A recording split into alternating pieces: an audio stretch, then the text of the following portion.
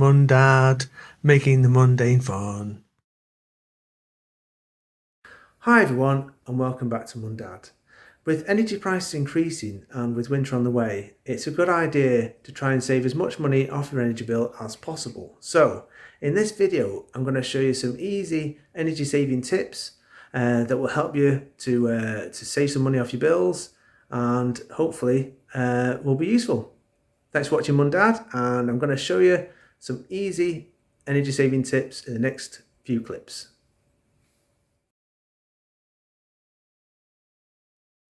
Having the most up-to-date bulbs in your house is probably the easiest way to make energy savings, especially obviously of course making sure that you've got LED light bulbs in rather than the older style light bulb. So this is a light bulb here is a 60 watt equivalent LED.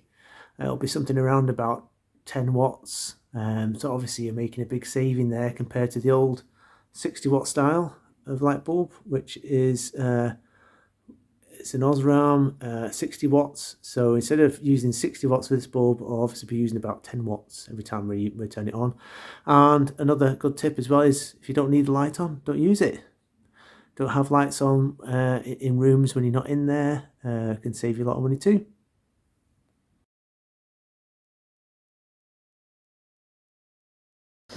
When cooking anything on the hob, always make sure to put a lid on. This saves the heat within the pan and will save you some electricity or some gas.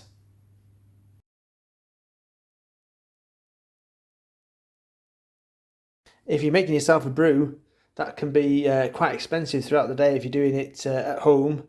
So instead of putting loads of water in the kettle, just make as much as you need. So I've got some water here, so I'm just going to put it into this jug, just so it's a bit easier to pour into the kettle.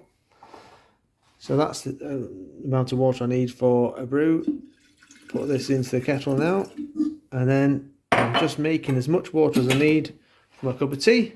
Remember, pennies make pounds.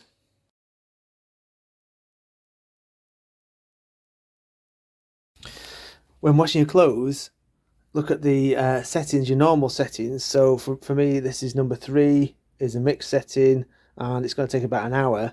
Or there's an eco setting.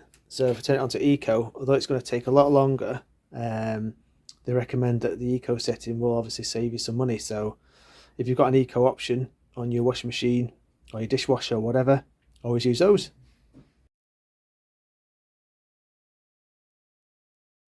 It's a simple one, but try and turn your thermostat down if possible to a level that's comfortable.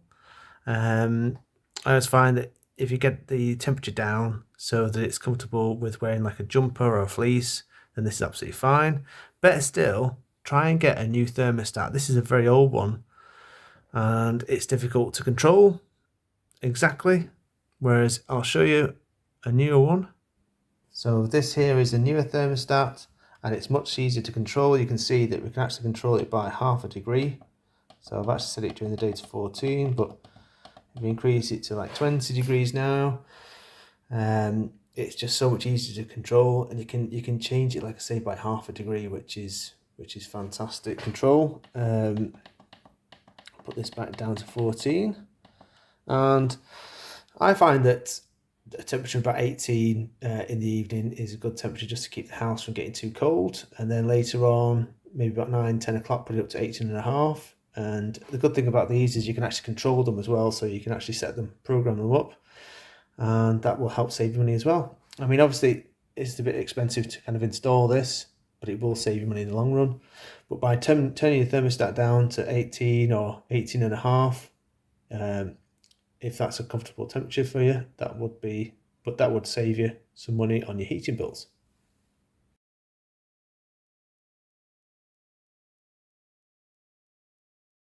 Hi, did you realise that the boiler setting, the boiler temperature setting, makes quite a big difference as to how efficiently the boiler runs? So here I've got a main Eco Elite combi boiler, and there's 2 dials.